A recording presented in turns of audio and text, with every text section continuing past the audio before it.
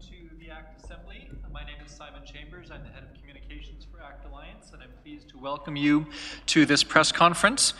We have with us Her Excellency Amina Mohammed, the Deputy Secretary General of the United Nations, Ms. Karin Yamteen, the Director General of SIDA, Mr. Rudolmar Bueno de Faria, the General Secretary of ACT Alliance, and Mr. George Andren, the Secretary General of Diakonia.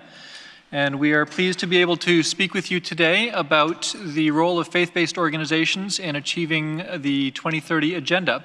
The way the conference will work is that we're going to begin with a time of questions from you, and then we'll hold about 5 to 10 minutes at the end just to give our speakers a chance to make any final comments. We do need to wrap it up at 1:25 p.m. so that Her Excellency can get back to the airport to get to New York. I'd also just like to mention that this press conference is being live streamed, so a welcome also to those of you following us online. And the press conference will be available afterwards for download or for watching on YouTube if you wish to view it at that point. If you have questions for our speakers after the press conference is over, those who are still available, you can speak to Marcelo Schneider, who will help to set up interviews. So we'd like to begin with a question here. Hi, my name is Louise Gardemur. I'm a journalist at Omvärlden. It's a digital magazine funded by SIDA.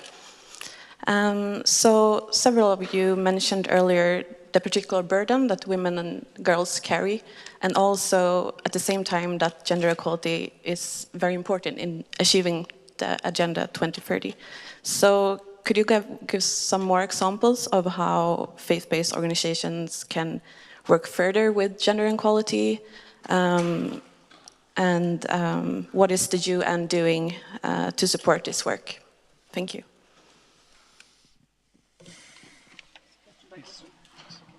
Great, thank you very much. Yeah, absolutely. Our goal 5 at the center of everything, and we talk about mainstreaming and making sure that our plans and the data is available to inform that. But I think it's the spaces that we open up and the entry points that we take. And so I think with faith-based organizations, an important entry point has got to be our parliaments at the country level. And seeing really how they will influence not just the laws that we put in place, but in fact the budgets that go behind them to fund better equality for girls in education, access to health, and all the other rights that we have. That's one point. The other entry point is that as we go through the reform in the United Nations now, we're looking at finding ways in which we have common country assessments that are speaking to each other and not pulling apart. So we often find that within the UN system that our same analysis of an issue doesn't have the same data, may not have the same response, and we want to try to make more coherence out of that. Now, to get the credibility of it is about the people who are on the ground. And so a better inclusion of faith-based organizations and other civil society organizations in the common country assessments that we do, so that when we are developing the plans that support government, that right from the onset those voices are there. We're not doing the plan and then asking you to come and have a comment in a 2-hour meeting. It's actually working with those that are at that level. And recognizing, that they've got to be on your roster. They've got to be those people that you must reach out to. I think often we are waiting for people to come to us. We have to go look for people too, and map those that have the interests of their communities.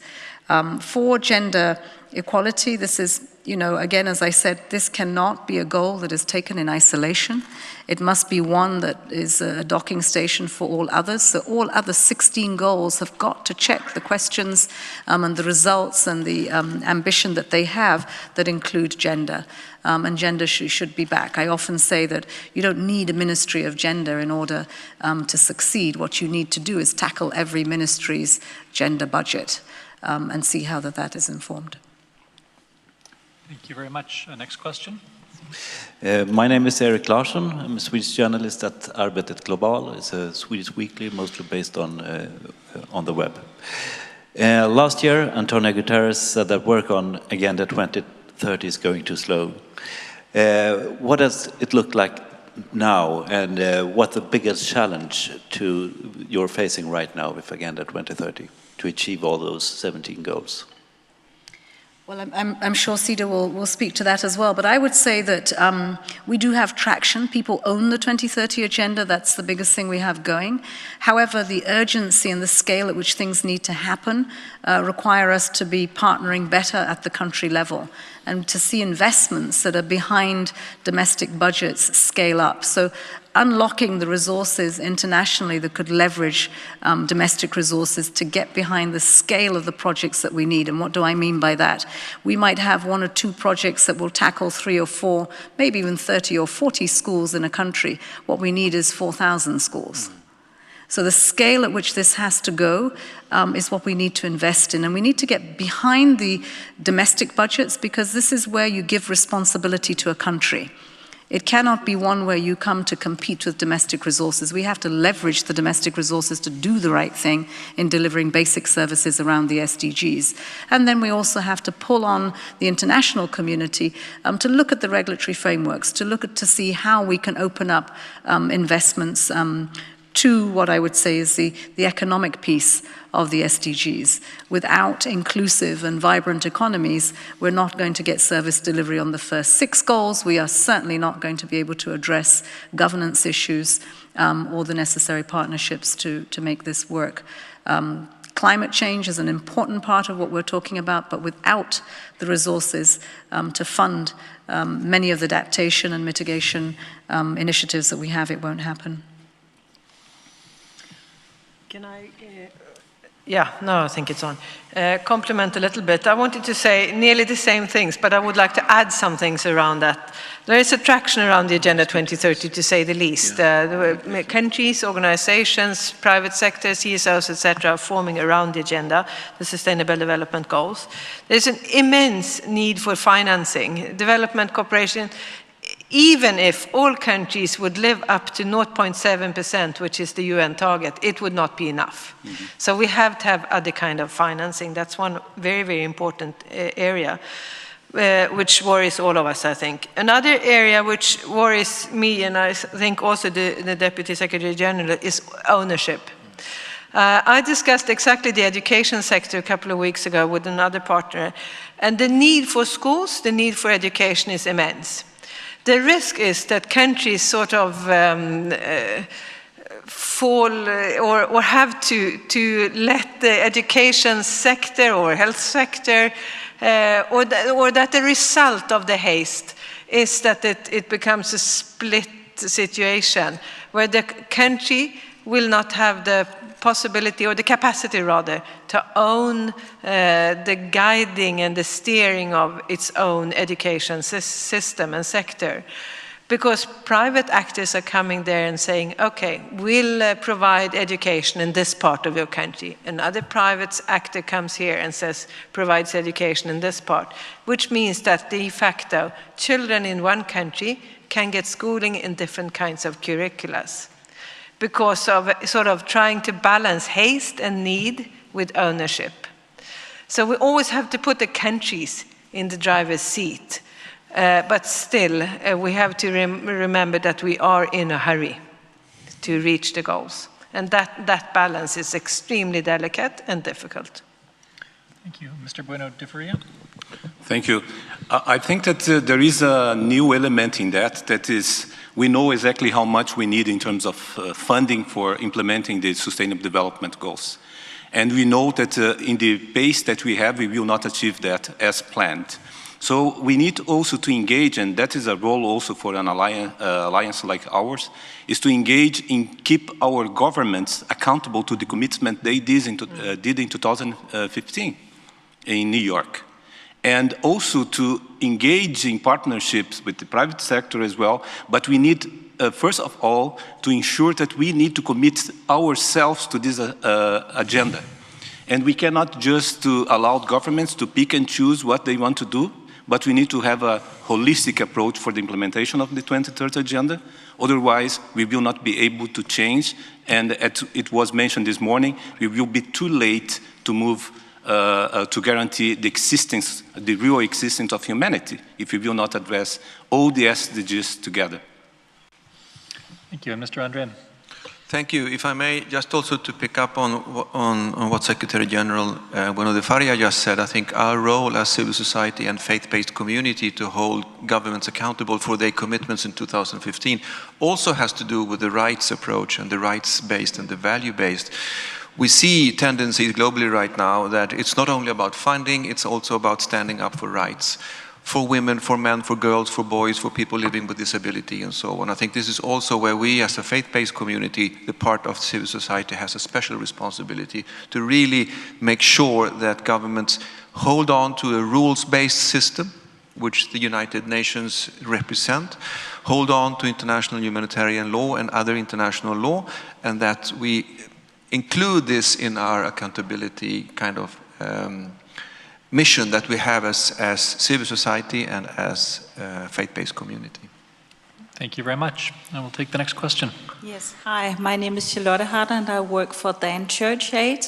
I would like to ask you, in many European countries and in the US, there is this wave of nationalism, a lot of people feeling left behind because of globalization, and a lot of people feeling angry that so many money should be spent on refugees, they want to close the borders, etc. Those tendencies, how does those influence the work with the SDGs? Can you have this at the same time when a lot of people also in the Western world feels left behind? Unfortunately, there's not much that we've done about really giving truth to what the correct narrative is.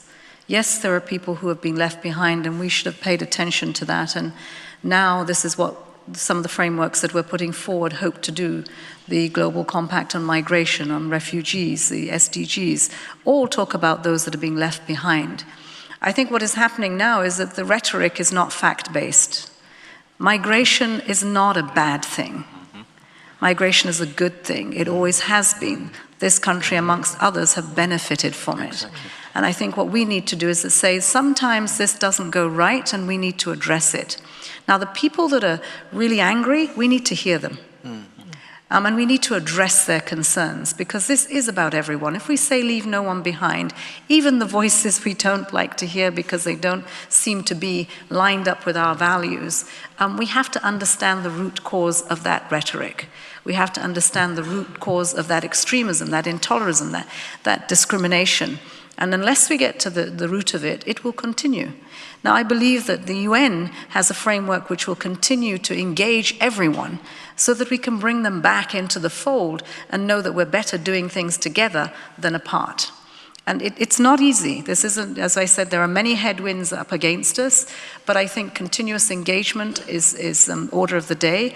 We have seen some member states who have come away from some of agreements, but the nation hasn't. Local governments, businesses, civil society. And I think this has given an opportunity to keep a crack open to bring back those nations into the discussion. So for me, every one person that steps back, I hope that we're behind them to help them step forward again, and that we continue to engage and to move ahead.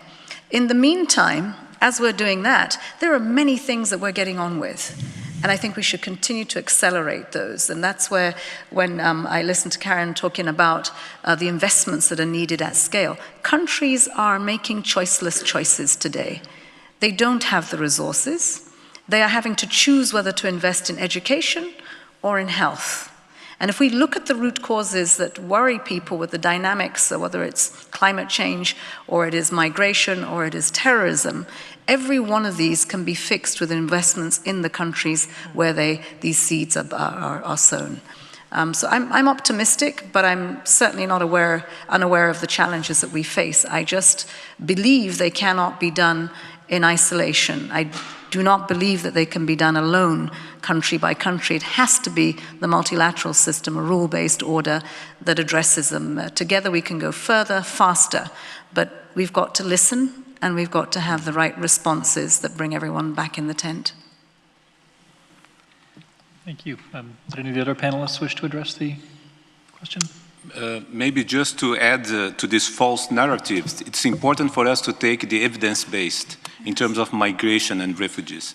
If you see the migration in Europe, let's compare with those countries that are not so rich and with possibilities to deal with the flow of people on the move. They are the ones doing that. If you see the situation in Syria, how Jordan is taking care of that, if you see all the numbers of refugee or migrants that are coming to Europe, part of them are staying in Turkey. So there is also the need for us to go to the evidence base and to see that. But also as government, especially in Europe, to see if you use this policy of sealing off the borders, you are putting the people on the move in a situation of much more vulnerability, especially in terms of human trafficking and trafficking in person. And we need also to connect that with the governments in Europe to show to them that instead of trying to protect, you are putting much more people in a very dangerous situation.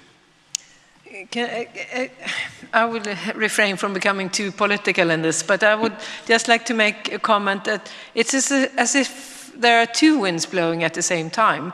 One wind blowing in the way that you are describing, nationalistic, very negative in many senses, but there is also a very positive wind blowing.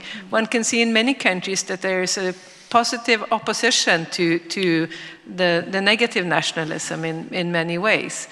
One can see in many European, or at least in several European countries, that when the worries of the population is measured, migration comes up very high. But when disseminating that worry, it falls down into two parts.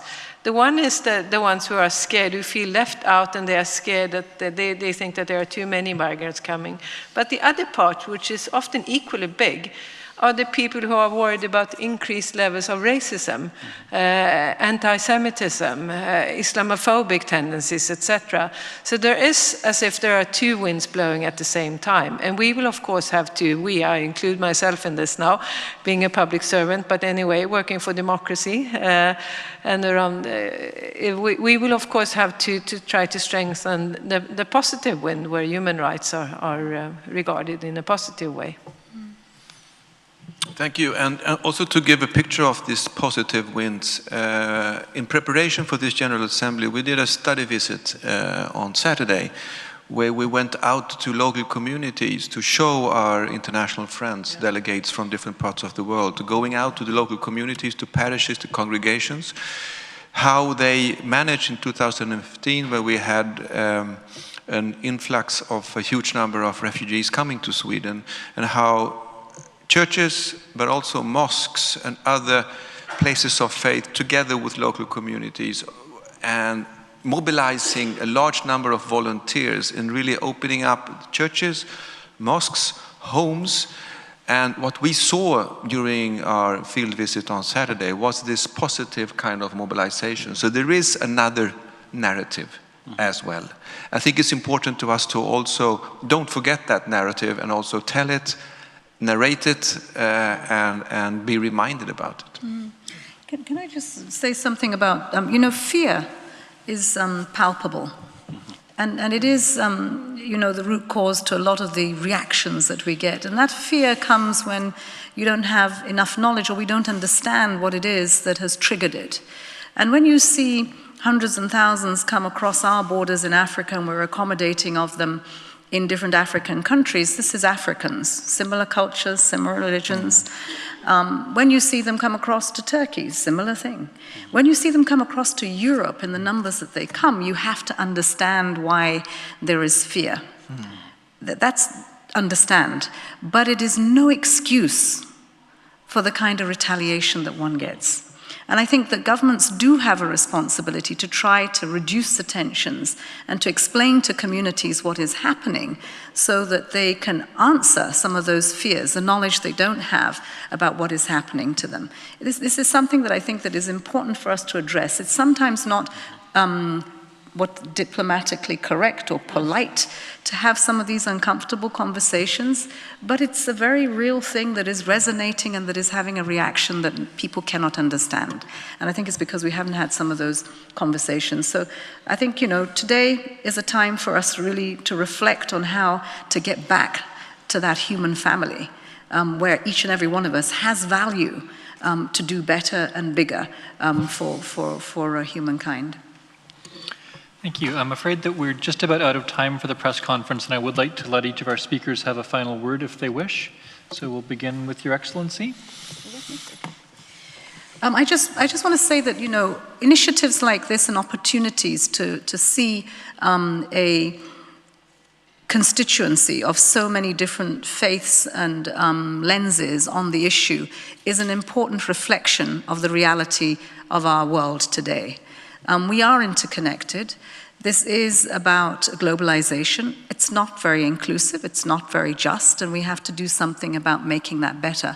So if we can change the narrative that when we come to opportunities like this, we come to look at the solutions that we can bring, the results that we can have, and that how we can change the course of the direction in which we're going, which is not a very good one right now. It needs to be one that makes a change. So I really, coming here today energizes me to go back to do the work that we need to do in the United Nations in over 193 countries around the world, to speak to those who work day in, day out for the UN and sacrifice their lives in countries, to say we've got to partner better, we've got to change the narrative, we've got to come out with different ways of approaching the problem, because the problem is not the same as it was 20 years ago. We have to find different ways to communicate with young people who are over 70% of the population that we have. And it's important to do that because they're not the future tomorrow, they're the future now. And if we are not engaging with them and speaking the right language, then we're missing our opportunity for a more peaceful and prosperous world. Last, I'd say the partnerships. In every partnership, there is a role and a responsibility.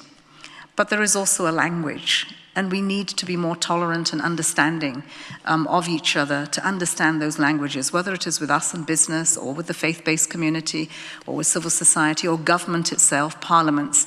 We need to be listening, listening more and looking for the solutions to succeed together. Thank you. Ms. Jantin? We'll try to be very brief. There's a bigger need than ever for partnerships, but there is also a bigger possibility than ever for creating those partnerships. We heard this press conference is broadcast, anyone can see it anywhere in the globe. We can work with partnerships, it's much easier today than ever. So let's grasp those opportunities and work together, all development actors around the world. And I would like to remind us that in 2020, it's now 2018, and next year it's 2019, but the year after that is 2020. It's the Sustainable Development Goals +5. It will most probably be some extra work around how far we have reached. But it's also Beijing +25. And the resolution 1325, Women and Conflict +20. So it really gives us an opportunity to focus on partnerships, following up on the Sustainable Development Goals, and putting gender equality into the Sustainable Development Goals. Thank you. Thank you. Mr. Andren? Thank you. Let me start by taking the opportunity to thank the Deputy Secretary General, Your Excellency Amina Mohammed, and also Director General of CEDA, Karin Jämtin, to share this day with us. Just noting also that all our distinguished external guests at this ACT Alliance have been women. Apart from you two, we've had Her Excellency, the Minister Isabella Lövin, and also the Executive Director for UN Women with us. I think that is, and it's important to us to really, because you inspire us and you give us direction. So thank you so much for being here. As a co-host also, together with Church of Sweden, I think we do this together with ACT Alliance, or as part of ACT Alliance, in a time where we as faith-based organizations really have to be careful about what we bring to the table and what is the added value. And at least two aspects of this are important. Being faith-based is being value-based. And I think when we reach out, we do that on a clear standing on where we come from, what values we represent. Of course, we need constantly to work on those values internally within the alliance and within our community, but it is a strong value-based added value to the whole work. The other one is the outreach. Through our membership, we reach out to congregations, to different kinds of communities where people are on the ground. And I think that gives us also a leverage and a responsibility to listen to girls, to boys, to women and to men. And we have, to be honest, failed in the global north and in the global south to really listen and understand and respond. That's why we see these tendencies coming up in country after country. So this is also a challenge to us. Thank you, and we'll give the final word to Mr. Bueno de Furia. Thank you very much. We know that faith-based organizations historically have been involved in humanitarian development and advocacy work, but we also know that not always in a good way in terms of promoting these values that you mentioned. We have been interpreting values in a different way, many times undermining human dignity and human rights, and we cannot do that anymore. We cannot because we don't have time.